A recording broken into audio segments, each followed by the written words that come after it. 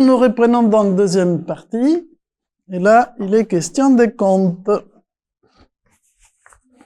Donc, on va commencer par les trois plumes,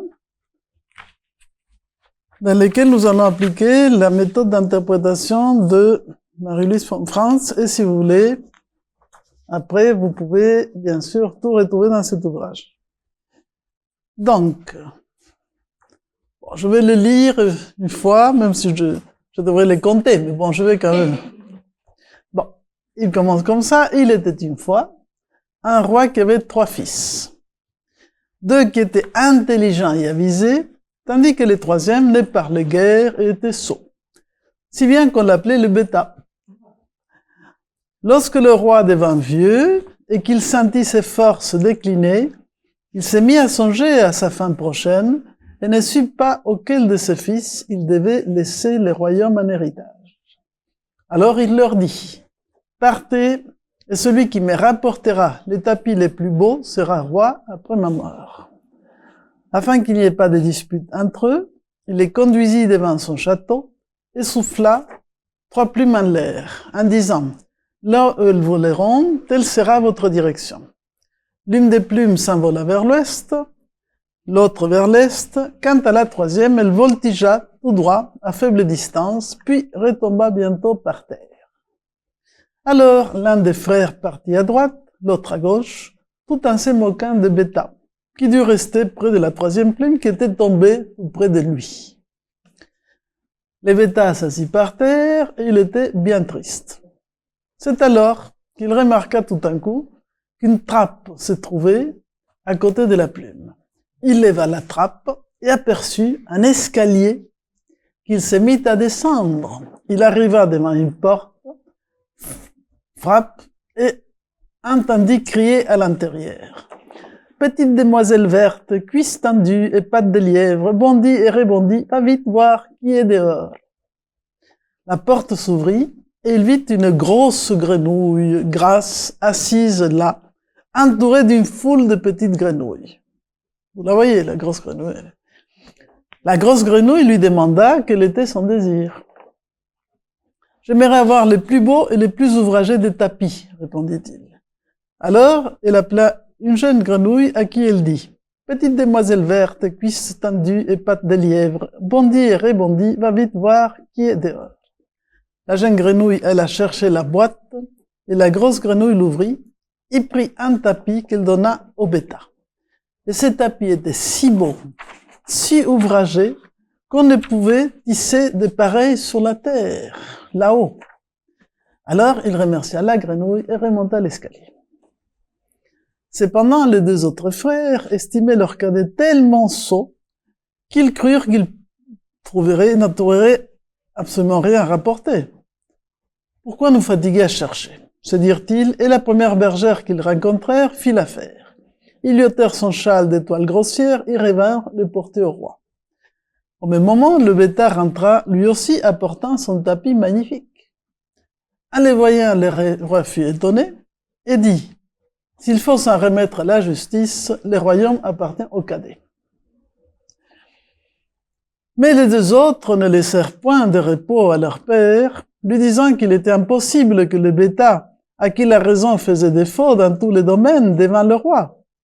Ils les prièrent donc de bien vouloir fixer une autre condition. Alors le roi déclara, « Celui qui me rapportera la plus belle bague héritera du royaume. » Il sortit avec ses 3 fils, souffla les 3 plumes qui devaient leur indiquer la route à suivre. Comme la première fois, les 2 aînés partirent, l'un vers l'est, l'autre vers l'ouest, mais la plume du bêta s'envola tout droit et tomba à côté de la trappe. Alors il descendit de nouveau, voir la grosse grenouille, et lui dit qu'il avait besoin d'une très belle bague. La grenouille se fit aussitôt apporter la grande boîte, y prit une bague qu'il donna au bêta, et cette bague, toute étincelante de pierres précieuses, était si belle que nul orfèvre sur la terre n'en aurait pu faire de pareil. Les 2 aînés, se moquant du bêta, qui allait sans doute chercher un anneau d'or, ne se donnèrent aucune peine. Ils devisèrent les crochets du vieil roue de charrette, et chacun apporta les siens au roi. Aussi, lorsque le bêta montra sa bague d'or, le père déclara de nouveau, c'est à lui qui revient le royaume. Le déjeuner nécessaire de harceler le père pour qu'il posât encore une troisième condition. Celui-ci décida donc que celui qui ramènerait la plus belle femme aurait le royaume. Il souffla une fois encore sur les 3 plumes qui s'envolèrent comme les fois précédentes. Alors, sans plus se soucier, le bêta a trouvé la grosse grenouille et lui dit « Il me faut ramener au château la plus belle femme. » « Eh, la plus belle femme, répondit la grenouille. Voilà une chose qu'on n'a pas immédiatement à sa portée, mais tu l'auras tout de même. Elle lui donna une carotte évidée et creuse, à laquelle 6 petites souris étaient attelées. « Que dois-je faire de cela ?» dit le bêta tout triste. « Tu n'as qu'à installer une de mes petites grenouilles, répondit-elle. Il attrapa une, au hasard, dans le cercle de celle qui entourait la grosse grenouille, la mit dans la carotte, et voilà qu'à peine assise à l'intérieur, la petite grenouille devint une demoiselle merveilleusement belle, la carotte un vrai carrosse, et les 6 petits souris des chevaux. Alors le bêta embrasse la jeune fille, se fit emporter au galop de ces 6 chevaux, et amena la belle chez le roi. Ses frères arrivèrent ensuite, ils ne s'étaient donné aucune peine pour chercher une belle femme, et ramenèrent les 2 premières paysannes venues. Lorsqu'il les vit, le roi déclara, c'est au cadet que le royaume appartiendra après ma mort. Alors les 2 aînés se mirent à nouveau à rabattre les oreilles du roi de la même protestation. Nous ne pouvons pas admettre que le bêta devienne roi. Et ils demandèrent à ce que ce privilège revienne à celui dont la femme arriverait à sauter à travers un anneau qui était suspendu au milieu de la grande salle. Nos paysannes en seront bien capables, se dirent-ils. Elles sont assez fortes. Par contre, la délicate demoiselle va se tuer en sautant. Le vieux roi céda encore une fois à leur prière, les 2 paysannes prirent leur élan, et certes, elles sautèrent à travers l'anneau, mais elles étaient si lourdes qu'en retombant, elles se brisèrent bras et jambes.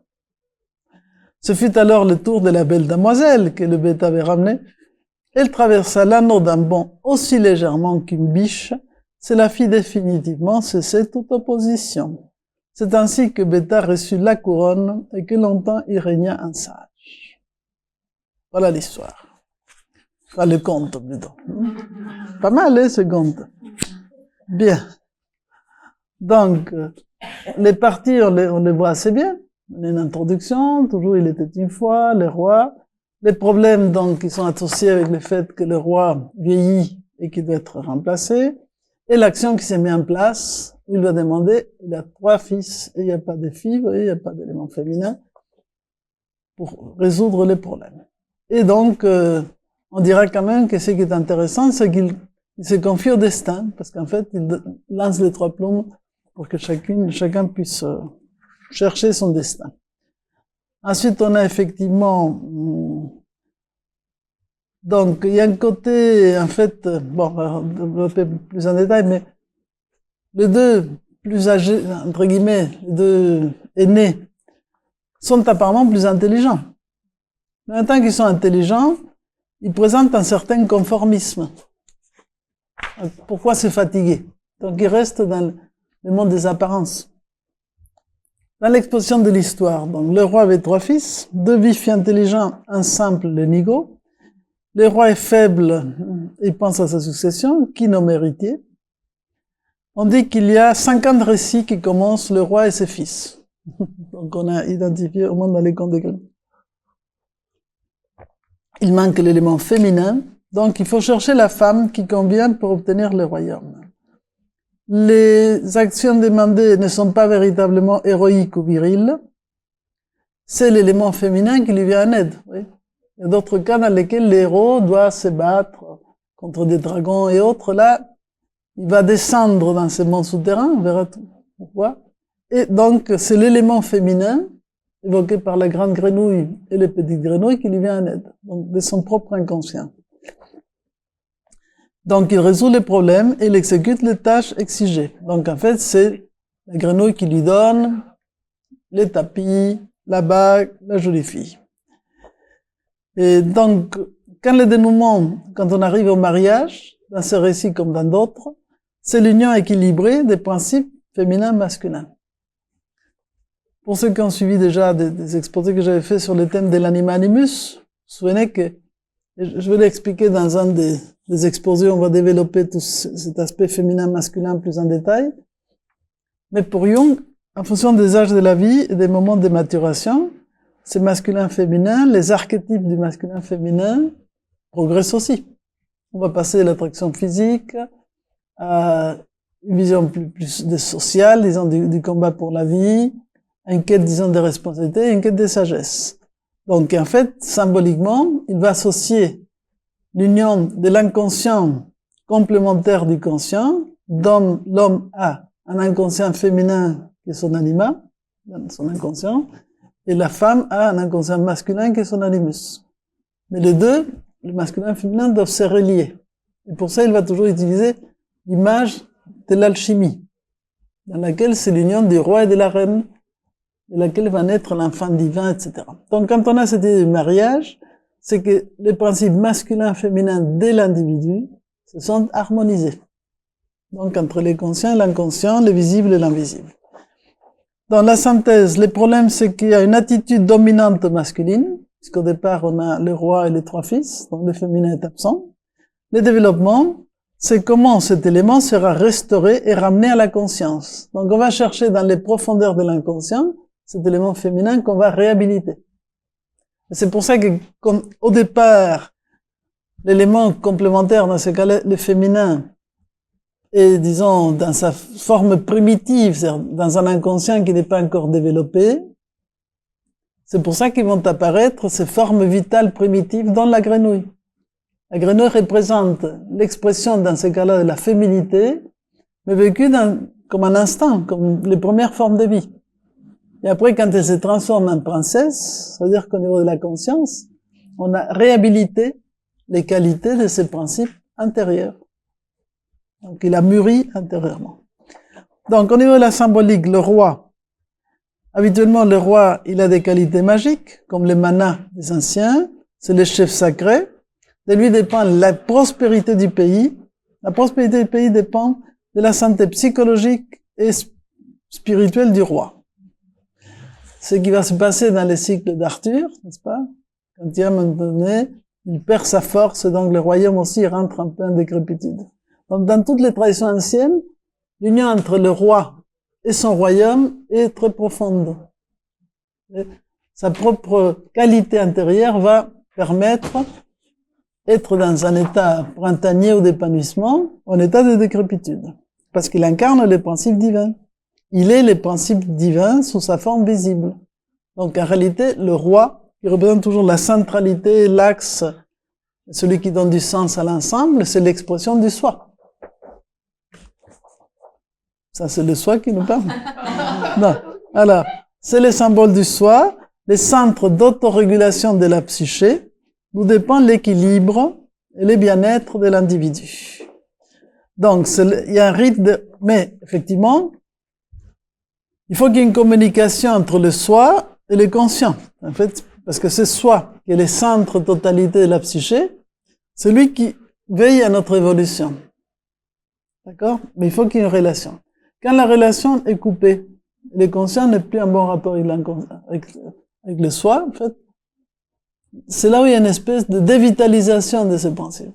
Il n'y a pas une bonne communication. Il y a un assèchement qui est dû justement à l'excès de rationalité, d'intellectualisme, etc. Donc c'est pour ça qu'en réalité, comme tout est cyclique dans la nature, les anciens, même, il faut bien étudier tous les rites de la royauté antique. Et Fernand l'explique bien dans son livre sur Math et l'Égypte. Par exemple, pour les Égyptiens, un roi, au bout de 30 ans, symboliquement, devait accomplir un rite qu'on appelait le rite du renouvellement du pouvoir royal. Donc, il avait des épreuves à passer, une course rituelle, vaincre un taureau, jeter des flèches dans les 4 directions de l'espace, enfin bref, faire un certain nombre de choses en relation avec les différents éléments, mais qui prouvaient qu'il avait la force de pouvoir réunifier le royaume, et on appelait ça la fête Khepset, le jubilé royal. Un pharaon comme Ramsès, qui a vécu plus de 60 ans, a fait plusieurs jubilés, parce que il y avait un qui était au bout de 30 ans, ce qui déjà représente quand même pas mal de choses, et après les autres des périodes plus courtes. Enfin, l'idée fondamentale, c'est comme dans la vie. Notre énergie n'est pas la même tout le temps. C'est pour ça que, au bout d'une journée d'activité, on sent que ça décline, et hop, on va laisser coucher et on se renouvelle. Dans l'année, maintenant, n'est-ce pas, tout le monde sent que ça nous coûte un peu récupérer. Les jours sont plus courts, la nuit tombe tôt, n'est-ce pas? Parce qu'on est aux portes d'un moment crucial dans le cycle de l'année, qui est les solstices d'hiver. Les solstices d'hiver étant les jours les plus courts et la nuit la plus longue. Pourquoi les anciens donnaient tellement d'importance? Vous voyez, je profite pour vous raconter des choses qui vont vous servir pour vos nuits et vos veillées de Noël. Pourquoi ils donnaient tellement d'importance? Pourquoi l'enfant divin, Jésus, on ne sait pas exactement quand est-ce qu'il est né, mais en fait, on va, à un moment donné, au 3e ou 4e siècle, on va placer sa naissance symbolique aux alentours du 21, le 24 décembre, parce qu'on va se rapprocher des rites païens dans lesquels Horus, Mitra et des divinités solaires naissent au solstice d'hiver. Pourquoi ils naissent? Parce que c'est le moment dans lequel la lumière étant la plus faible, paradoxalement, on est arrivé à l'épuisement du cycle précédent, mais au lieu de que ce soleil meure définitivement, au revoir, caput, il n'y a plus rien, par ces forces mystérieuses du cycle, de la régénération des forces, des profondeurs de la nuit, la vie se ranime encore une fois. D'où l'importance au niveau des cycles de l'année, des 4 portes de l'année qui sont les équinoxes et les solstices. Au solstice d'été, c'est les jours les plus longs et la nuit la plus courte, fête de la Saint-Jean, le feu de la Saint-Jean. Et là, nous sommes en fait dans les contraires, qui astrologiquement va donner le passage au signe du Capricorne. Donc on commence la remontée de la lumière. Donc cette idée de la remontée, renouvellement de la puissance est un petit peu l'épreuve qui est racontée là. Donc, le roi vieillit, en fait, et ce renouvellement du roi, ça peut être soit la même personne, soit dans sa capacité de transmission, et que l'héritier reprenne le pouvoir. C'est pour ça que dans les traditions, le roi ne meurt jamais. Le roi est mort, vive le roi. Dès qu'un roi meurt, il a préparé celui qui va permettre la continuité de la fonction. C'est pas tellement une personne, c'est une fonction. Donc, le thème de la royauté est très intéressant à étudier au niveau de toute sa puissance symbolique. Ça va? Donc alors, pourquoi un symbole du soi vieillirait-il? Vous direz quand même le soi, théoriquement, c'est l'indestructible, vous voyez, tous les rites et dogmes religieux s'épuisent avec le temps. L'impact émotif s'émousse, n'est-ce pas? Donc, les formules sont sa vie, les civilisations. Il y a des choses qui au départ sont porteuses d'une force lumineuse, d'une force magique extraordinaire. Dans tous les cycles historiques, vous avez une première phase où les mythes est extrêmement puissant. Rien n'est encore manifesté. C'est la puissance juvénile du printemps du cycle de l'histoire. Après, il y a l'été. Waouh! Ils se marient, les mythes et l'histoire se marient, et on donne l'apogée de la civilisation, avec les formes les plus classiques. Il donnera les meilleures d'elle-même, que ce soit la Grèce, l'Égypte, l'Occident, hein, disons. Dans la chrétienté, c'est les siècles c'est l'art gothique qui va donner, c'est vraiment un peu d'apogée. Une harmonisation entre la vision de la théologie de la lumière et l'incarnation de ce qui étaient ses valeurs. Cathédrale, Notre-Dame et autres sont associés à ça. Mais au bout d'un moment, c'est l'automne, donc il y a une usure. Les feuilles commencent à tomber. Et on arrive au dépouillement de la fin du cycle. Parce que ces formes-là qui ont déjà donné les meilleures d'elles-mêmes doivent se renouveler, doivent passer à autre chose. Dans la vie, il faut accepter. Dans notre vie, nous passons par plusieurs petites morts et renaissances, n'est-ce pas? Donc on n'a pas les mêmes problématiques quand on est enfant, quand on est ado, quand on est jeune adulte, adulte mûr et vieillard. Mais à chaque phase, il y a quelque chose de spécifique à faire grandir et exprimer. Donc c'est cette notion d'assumer la cyclicité des choses qui va expliquer que la conscience dans la temporalité connaît l'usure. L'épuisement. C'est naturel.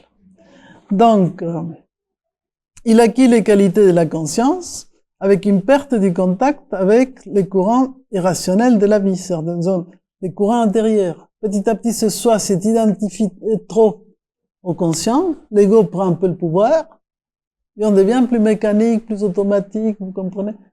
C'est un peu ce qui se passe aujourd'hui. Nous sommes à la fin d'un cycle civilisateur. Toutes ces civilisations occidentales, entre guillemets, judéo-chrétiennes et autres, arrivent au bout, elle est épuisée. C'est pour ça que les formes deviennent un peu mécaniques, et ça marche pas. On appuie sur les boutons, et ça donne pas le même effet.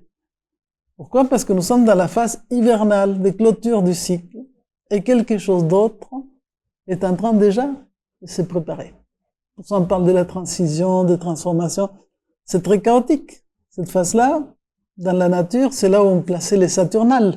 À Rome, vous voyez, c'est les fêtes au cœur de l'hiver, dans laquelle on jouait l'inversion du temps, donc l'inversion des fonctions.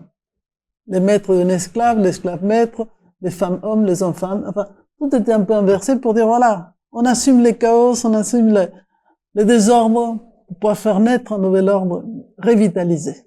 Donc là, l'ordre revitalisé, c'est comment va-t-on sortir de cet état pétrifié de ce soi vieilli, pour qu'il puisse se relier avec la source intime de l'inconscient, la source de vie profonde, pour renouveler, régénérer les cycles. Seule une relation avec les courants de vie, inconscient ou supraconscient, peut permettre le renouvellement constant de la vie. Donc le roi, comme symbole central, va apparaître dans ces moments-là. Il y a un besoin d'une rénovation. Un symbole conscient du soi nécessite renouvellement, compréhension et contact. En fait, c'est la connexion entre le soi et le moi qui doit s'améliorer. Disons que le soi reste en tant que tel indestructible. Disons, c'est le cœur diamant. C'est l'or qui est incorruptible, mais il a une petite couche de boue dessous, vous voyez. Donc, on n'arrive plus à les contacter. Le diamant est plus charbon, vous voyez. Il y a un peu de boue. Donc, les conscients, ils voient que la boue. Ils voient plus les diamants ou l'or qui est dedans. Alors, ça est sûr que cet or et ces diamants sont toujours là. Simplement, il va falloir rétablir la connexion. Donc, le roi vieillissant représente les contenus dominants du conscient collectif qui sous-tendent, disons, une doctrine politique, religieuse, etc. Donc, au niveau collectif dans une société, c'est les moments dans lesquels on a perdu la connexion avec la source mythique. Donc, il n'y a plus de magie. On est mécanique. On ne croit plus à ce qu'on fait. Et quand on ne croit plus à ce qu'on fait, aucun métier n'est une vocation. On n'aime pas ce que l'on fait.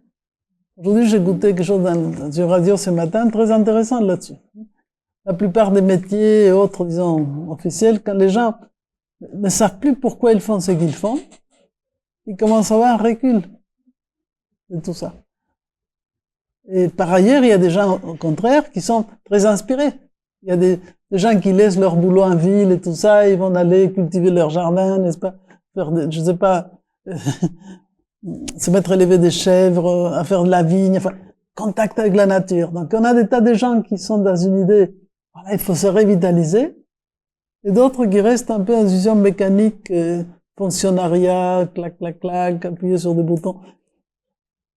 Ils ne croient plus à ce qu'ils font. Et alors après ça, ils font des choses tout à fait irrationnelles, tout en étant prétendument des gens très rationnels. Je ne donnerai pas des exemples, parce que je ne veux pas faire de la politique, comme diraient d'autres, mais vous voyez de quoi je parle. Donc cette espèce d'inversion des choses dans laquelle on perd l'essence, disons, de l'humanité, et du don de soi. C'est grave. Ça, c'est la preuve, disons, de cette contenu conscient qui est dans une usure et une perte d'essence. Mais comme la vie est puissante, il va s'en sortir. Mais il va falloir qu'elle fasse une sacrée révolution. Et donc, ce qui apparaît dans les contes, vous voyez, tout ce qui est à ces contes, c'est incroyable, ce qui peut prendre en compte. Bien, donc, la reine, le principe féminin, la princesse ou la reine, représente l'élément féminin, les émotions, les sentiments. Donc, effectivement, le principe de l'éros, ça je l'expliquais souvent, n'est-ce pas? Pour Jung, le masculin, tant que principe, là c'est pas homme-femme, parce qu'on a tous droit à l'amour et à l'intelligence, ne vous inquiétez pas. Sinon il y aurait les adorables, sinon c'est l'histoire de la belle fille, tais-toi et sois belle, et les gars qui se prennent pour l'intelligence du monde. Non, en réalité, chacun de nous, dans une espèce de grand cadeau de la nature, nous avons droit à l'amour et l'intelligence. Applaudissez, bravo, bravo, on est content. Donc, mais simplement, pas distribué de la même manière. C'est ça l'histoire. Donc pour Jung, le féminin s'incarne dans la figure féminine, dans la femme, au niveau conscient par l'éros, d'où le fait que la femme, disons, soit plus naturellement attirée par la force de vie. Elle est créatrice de vie. Donc elle va toujours aller vers la paix, la vie, n'est-ce pas, tout ce qui relie. La femme est plus intéressée pour comprendre ce qui donne les relations que les fonctions. Et le côté masculin est plus logos. C'est la raison, c'est l'intellect, oui, c'est ce qui différencie. C'est la force de différenciation et la force d'union. Donc, dans les principes de la reine ou l'élément féminin, elle va donner la tonalité des sentiments de la collectivité. Alors, une reine absente, il n'y a pas de sentiment. La princesse malade, vous voyez, qui meurt, qui tombe, problème. Enfermée dans sa tour. Tout ce côté maladif au niveau de ces principes féminins, ça veut dire qu'en termes de sentiments et de la force de l'éros, ça marche pas. Et il y a un dysfonctionnement. Vous comprenez l'idée? Donc c'est assez simple. Donc ça n'a rien à voir avec la princesse de Monaco. C'est autre chose. Mais peut-être la princesse de Monaco incarne à sa manière également ces principes de l'éros. Alors, logos et éros, c'est le roi et la reine. L'absence de la reine, c'est un roi stérile. Donc la conscience collective est pétrifiée et raide à travers des doctrines, des formules, tout devient froid, mécanique, calcul, statistique, vous voyez. Et la vie, vous pouvez passer la vie dans tout ça. Bon, c'est ce qu'on a vu, les quaternaires, les fils, le roi, les deux fils, le quatrième, bon, il l'associe avec les quatre fonctions de la conscience, mais ça, j'en passe parce que on n'a pas le temps de rentrer dedans. En tout cas, l'idée du héros, c'est celui qui doit permettre de réétablir cet équilibre. Il faut qu'il passe par des épreuves qui conduisent vers ça. L'important, c'est que il faut bien comprendre que le moi, l'ego personnel, l'illusion du moi, c'est de se prendre pour les centres psychiques de l'individu. Ça, je l'ai expliqué plusieurs fois. Donc, quand l'ego, ou le moi personnel, croit qu'il est le centre, il veut déplacer la place du soi. Et son problème, c'est qu'il faut sortir de ça. Il faut que lui, il soit un instrument de la totalité psychique. Donc, il doit réparer en général l'héros, une situation catastrophique, une rupture du lien entre la partie et le tout. Donc, il doit rétablir une situation consciente juste. Alors, dans ces cas-là, ce petit bêta, oui, négligé, qui ne pense pas, qui a l'air idiot, tout ça, va représenter cette part de l'inconscient, l'héros, toutes ces fonctions qui sont, comment dirais-je, méprisées, en quelque sorte, et qui vont jouer un rôle important, donc il faut les réhabiliter. Et où il va l'épuiser tout ça? Dans ses profondeurs, vous voyez, lui, il ne va pas à droite ou à gauche, il descend. Il faut descendre dans les profondeurs de l'inconscient, aller retrouver cette forme primitive de l'anima, n'est-ce pas, de la force de vie qui jaillit là-dedans, mais qui a des richesses extraordinaires. Puisque c'est de ces profondeurs qui va venir les tapis, la bague, la belle fille, vous voyez. Donc, on avait toute la puissance de vie. Et si on l'a fait circuler par un intermédiaire qui n'est pas rationnel, qui n'est pas orgueilleux, qui ne se prend pas pour le roi du monde comme ses frères, en quelque sorte, vous voyez, les malins, plus malins que les autres, qui font des choses à moitié, qui sont dans les conventionnels. Parce qu'au lieu de prendre au sérieux la demande du roi, vous voyez, les deux fils intelligents font le choix les plus bêtes, c'est-à-dire les moindres efforts. C'est en même temps un acte de mépris, je ne sais pas si c'est clair. Et ce qui va les enfoncer. Mais c'est bien parce que comme ils étaient trop hauts, mais par orgueil, il fallait les descendre. Donc ils descendent d'eux-mêmes. Et celui qui avait l'air bête devient intelligent. Ah, on inverse l'ordre des choses. C'est intéressant comme ça. Donc, il y a une spontanéité, une naïveté qui est très positive et qui assume la réalité des choses. Et en fait, justement, ces deux frères aînés vont représenter les conscients qui perdent les facultés irrationnelles et spontanées d'adaptation. Un surdéveloppement du moi. Eux sont les images de ce moi, cet ego qui a l'emprise sur le roi. Vous voyez, à chaque fois, ils disent non, mais il faut faire ceci, il faut faire cela. Mais comme ils fonctionnent d'une manière découpée des puissances de vie, ils ne peuvent pas ramener quelque chose de vivant et de beau. Ils amènent quelque chose de banal. Une roue du chariot, un bout de comment dire, de châle, comme ça, des filles qui symbolisent en fait un féminin basique, quoi. C'est clair? C'est très intéressant. Ce jeu de la prétention de l'ego, je ferai au mieux, mais en fait, comme il est basé sur lui-même et pas sur quelque chose de plus profond, de plus spirituel, de plus riche, sa richesse, c'est misérable. Et c'est comme les gens actuellement qui s'habillent avec des super jeans pleins de trous. Ils payent des fortunes pour avoir des jeans pleins de trous. C'est intéressant, ça. Ça me rappelle quelque chose que nous expliquait Georges Libraga. À l'époque romaine, il y avait déjà les jeunes comme ça, riches, prétentieux, qui s'habillaient avec des super tuniques, avec des trous brodés avec des fils d'or. Comme ça, c'était un peu la même chose. Donc quoi, ça n'a pas beaucoup changé dans les dernières 2000 ans. Bien. Il y aurait plein d'autres choses, mais l'heure est en train de sonner. Bon, vous voyez un peu les symboles. Alors, par exemple, évidemment, on pourrait rentrer dans les détails, n'est-ce pas? Les tapis. Les tapis qui représentent en même temps les territoires, quelque chose de tissé, le tissage du monde. Et autour du tissage, il y a des modèles de vie. L'anneau, cette image de totalité, la circularité, les cercles, les anneaux magiques.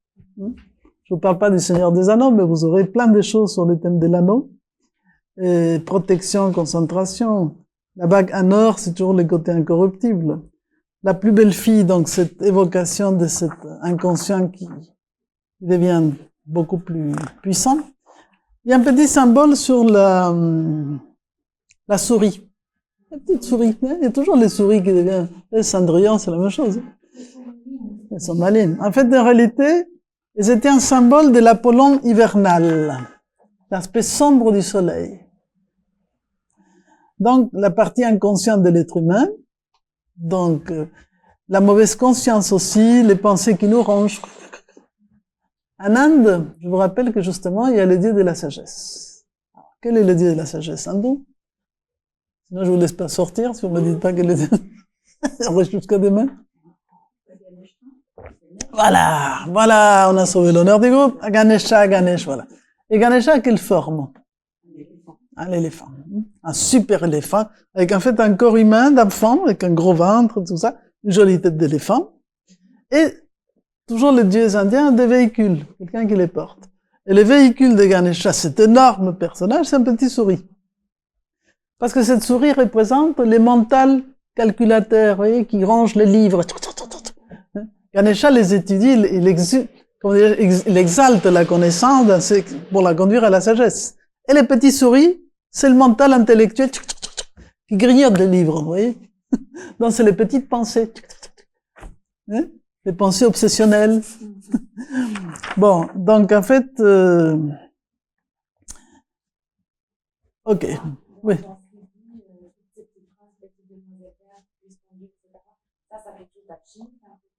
Oui, disons, c'est aussi un petit peu comme les cantines, tu vois, les petites cantines qui donnent un petit peu l'idée. Et elle appelle un petit peu à sa petite grenouille. Bon, à la fin, on arrive à ce dénouement où les quatrièmes passent, on stabilise les quatre, mais on intègre ces principes féminins, et donc tout cela finit super bien. Les cerceaux aussi, c'est associé au cercle, l'idée de totalité, des consciences. Et bon, il y aurait d'autres choses, mais je pense qu'avec ça, vous avez quand même de quoi vous amuser. Donc,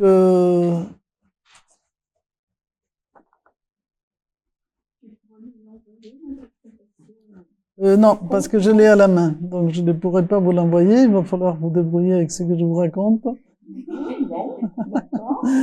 Voilà, non, je l'ai pas tapé, j'ai tous mes notes à la main, sauf si quelqu'un veut taper mes notes. Bon, en tout cas, ce qui est important, c'est à retenir de ça, c'est l'idée que quand on est prisonnier de ce rationalisme, et donc on perd la vie, je sais pas si c'est clair. Et aujourd'hui, c'est un petit peu la grande problématique. Mais on est en fait surtout très dissocié. Ce qu'on discutait tout à l'heure, on est dissocié. C'est pour ça que Jung parlait beaucoup, il était très préoccupé par ce qu'il appelait la névrose de l'âme occidentale. Parce qu'il ne s'est pas intéressé seulement à ses patients au niveau individuel, il s'est beaucoup intéressé à la problématique de la société occidentale, qui est en même temps hyper intelligente, et le XXe siècle, des gens super savants, mais en même temps, on a engendré les deux guerres. Et on s'est comporté comme des sauvages. Il était étonné de voir comment, au cœur d'une civilisation raffinée comme la civilisation allemande, ils disent la barbarie du nazisme pu se développer.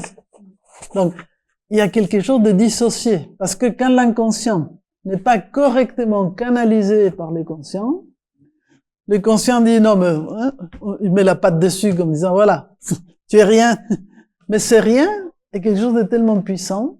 Je vais vous expliquer, c'est l'histoire de l'ombre. On les comprime comme un ressort. Et comme il est la vie même, il dit non, mais tu vas pas me laisser comme ça. Donc, plus on les comprime, plus, quand ça explose, ça donne des choses terrifiantes. Vous comprenez? Donc, on a intérêt à dialoguer avec son inconscient. Sinon, ça menace la folie. Et quelques grands personnages formidables ont connu aussi ce phénomène de folie. Voilà, ça c'est pour ces contes. Bon, peut-être je verrai si j'ai le temps de vous taper ça, mais c'est un peu compliqué. C'est compliqué. Bon. Alors, pour les vaillants petits tailleurs, si j'ai 5 minutes, je vais juste vous donner un tout petit peu une interprétation courte. Donc, tout le monde avait les textes, sauf vous. Si j'ai votre mail, je vous enverrai après les éléments. Alors, l'histoire du vaillant petit tailleur, c'est rigolo, parce qu'en fait, on est en présence d'un petit personnage, très espiègle, très malin, qui prend la confiture. Vous vous souvenez, donc, les petits, il y a les mouches qui se baladent par là, pouf, il touche cette mouche, il se met la ceinture, c'est d'un coup. Et en fait, c'est un petit peu, il représente l'enfant qui connaît pas la peur, et qui va à la découverte de comment découvrir ce qu'est la peur, en fait, et affronter les problèmes, mais au lieu d'utiliser la force, comme d'autres héros, n'est-ce pas, il va utiliser la ruse, l'habileté. Donc, vous vous rappelez qu'il rencontre un premier géant, qui écrase une pierre, et dit moi aussi, et il écrase un fromage de quel sort l'eau.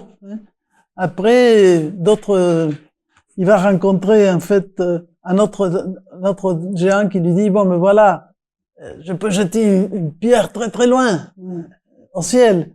Oui, mais il va retomber. Et lui, il jette un oiseau, pouf, qui s'en va très loin et qui revient pas. Bon, les géants sont déjà un peu décontenancés. Dans cette espèce de force primitive de la nature, est un petit peu décontenancé devant la ruse du personnage. Et il arrive devant le roi, qui justement va le mettre à l'épreuve, en lui demandant de libérer les royaumes des géants dangereux. Alors là, vous vous souvenez que dans les combats, vous avez lu les petits contes, il va se mettre sur un arbre, donc il va faire en sorte que les géants se battent entre eux. Et comme ça, quand il revient et tous les gens viennent voir qu'est-ce qu'il a fait, les 5 cavaliers auxquels il dit c'est pas la peine que vous veniez, il dit mais voilà, c'est fait. Après ça, il va, attendez, la deuxième épreuve, c'est, oui, il faut qu'il récupère une licorne, donc il va aller chasser la licorne, il fait que la corne de la licorne se fixe dans un mur, donc il arrive à la chasser comme ça, facilement. Et le troisième aussi, c'est un sanglier qui va capturer en le renfermant dans une petite maison. Donc en tout cas, on est un peu dans une idée un peu d'Ulysse, c'est par la ruse qu'il va arriver à s'en sortir. Donc le roi, qui était un peu dans l'apparence, il est quand même obligé de lui donner les royaumes, la moitié des richesses et la princesse. Mais à un moment donné, la princesse se rend compte par un rêve qui fait son époux que c'est pas le super fort héros qu'on croyait, mais c'est un petit tailleur. Alors, encore on veut le tuer, c'est incroyable cette histoire. Mais comme il est toujours malin, la dernière partie est très, très amusante, donc quelqu'un lui dit, un écuyer lui prévient qu'en fait le roi va faire quelque chose pour envoyer des gens pour les tuer pendant son sommeil. Et alors, il va se réveiller quand la princesse va ouvrir la porte pour que les autres viennent les tuer. Il dit, comme s'il était dans un rêve, disant « Garçon, fais-moi un pourpoint et raccommode mon pantalon, sinon je te casse l'aune sur les oreilles. J'en ai abattu 7 d'un coup, j'ai tué 2 géants, capturé une licorne et pris un sanglier. Et je devrais avoir peur de ceux qui se trouvent dehors devant la chambre. Lorsque ceux-ci entendirent ces paroles, ils furent saisis d'une grande peur, ils s'enfuirent comme s'ils avaient eu le diable aux trousses, et personne ne voulut plus se mesurer à lui. C'est ainsi que le petit tailleur resta roi le reste de sa vie. Donc là, on est un peu dans la ruse pour arriver à ce résultat. Donc, je vais vous lire un petit peu le commentaire de Denis Boyer dans cet ouvrage que je vous ai dit, que je conseille, il est vraiment très, très riche et très bien. Alors, il va l'interpréter dans la clé psychologique, justement, du comportement des enfants. Parce que là, il fait un travail intéressant. Selon le type de psychologique d'enfants, il y a certains contes qui sont plus utiles, parce qu'ils vont s'identifier davantage à tel ou tel type de personnage. Alors là, on est en présence de qui? Quelqu'un qui n'hésite pas à mentir, qui grandit toutes les choses, en fait. Donc, en fait, mais ces mensonges précipitent l'héros dans des situations périlleuses. Et le destin lui renvoie comme un boomerang les contraintes appropriées qui l'obligent à corriger ses tendances perverses et à se rendre ainsi constructif pour la société. Donc il faut qu'il va affronter des vrais problèmes, mais dans ce qu'il va résoudre comme épreuve, il va quand même faire quelque chose d'utile pour la collectivité. D'accord? Donc il utilise ses pouvoirs des ruses pour quelque chose de plus intéressant. Donc on lui demande, comme on l'a vu, toutes ces épreuves. Chétif et faible, il trouve l'occasion de développer ses forces et capacités réelles, et les géants lui serviront d'apprentissage. Alors quelles sont ses qualités? Il est très attentif à l'environnement.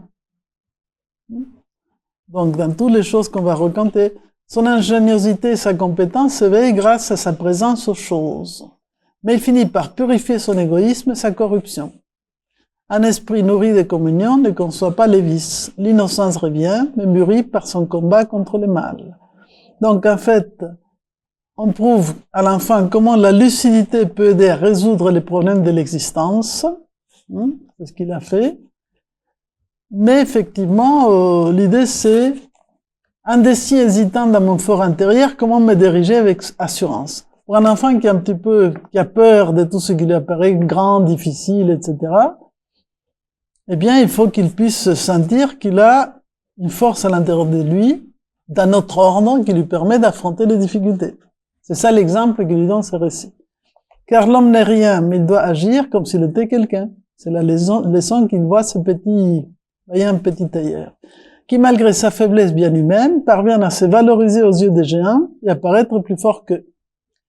Alors, il est comment? Il est toujours de bonne humeur, travaillant gaiement, marchant joyeusement, se comportant avec témérité. Alors, qu'est-ce qui traduit ce comportement? Il écarte les sentiments négatifs grâce à son discernement et ainsi évite le découragement. Il est toujours positif. On était avant l'heure dans la pensée positive, en quelque sorte. Et est-ce que ce procédé est acceptable? Oui, parce qu'en fait, les gens jouent par rapport aux apparences. Donc, il faut qu'il se débrouille vis-à-vis il répond à la bêtise des gens. Qui croient que bon, il est très puissant parce qu'il a tué cet d'un coup. Il dit, l'initié rencontre les mêmes difficultés, passant par les bouleversements de son identité et les détachements que cela suppose, d'apparaître assez semblable comme une individualité sûre et engagée. Donc, il faut qu'il apprenne à se présenter avec une certaine assurance, même s'il sait lui-même quelles sont ses forces et ses faiblesses.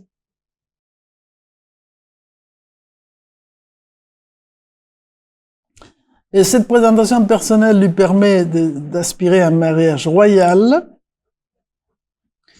Et le roi est obligé, malgré qu'il hésite, à tenir ses promesses.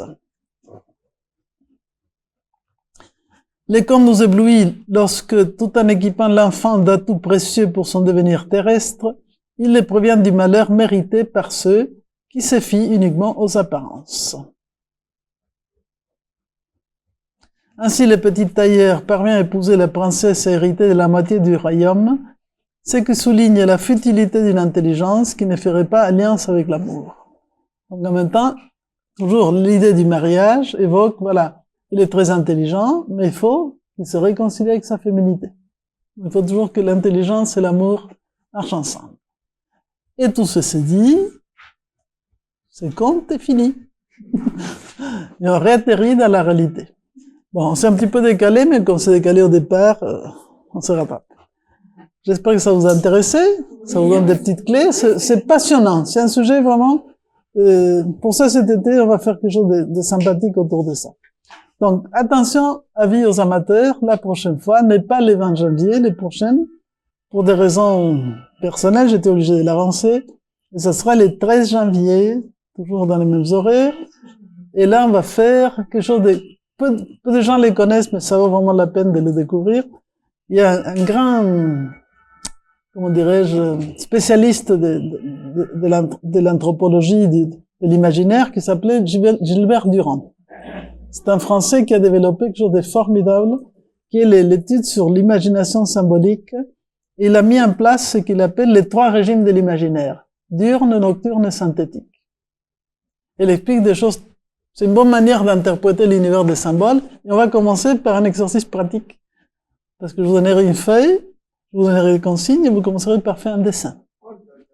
Et après, on va interpréter les dessins et on va essayer d'identifier dans quel régime vous êtes plus à l'aise, diurne, nocturne ou synthétique.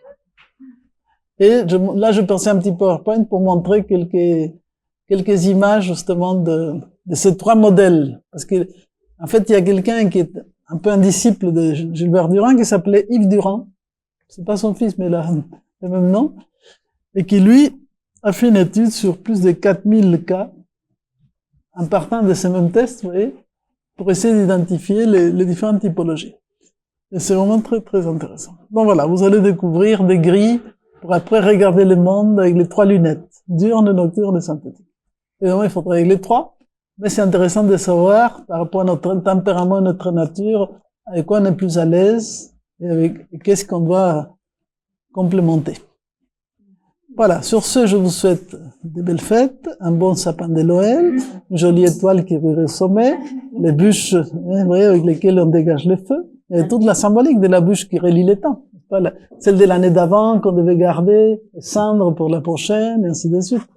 Donc il y a plein de choses. Alors, emplissez-vous des contes de Noël, ça vous fera pas de mal, puisque ça nous ramène toujours à l'enfance primordiale, qu'il ne faut jamais perdre.